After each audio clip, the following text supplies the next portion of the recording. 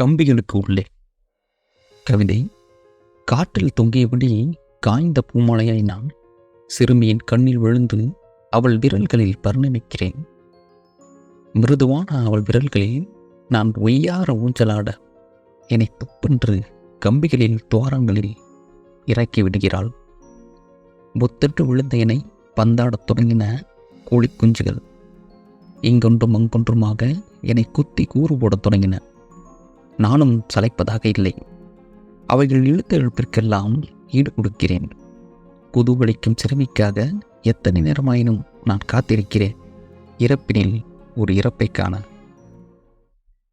கம்பிகளுக்கு வெளியே. கடுங்குளிரில் ஒன்றன் மேல் ஒன்றாக பசைப்பூன ஒட்டி கொண்டன குஞ்சுகள். குளிருக்கு போர்வை தருகிறாள் சிறுமி உறுத்தி. கனவிலும் காவல் நிற்கிறாள்.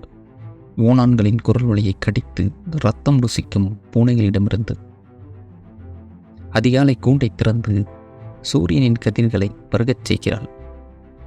இறக்கைகளை நனைத்த கதிர்களை தூக்கிக் கொண்டு வீட்டை சுற்றி சுற்றி வருகின்றன சிறுக்கீச்சல்களோடு.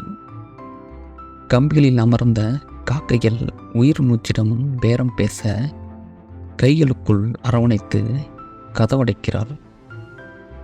உயிர் தப்பிய கூலிகள் பரிமாறிக்கொள்கின்றன பாசத்தை அவளிடம்.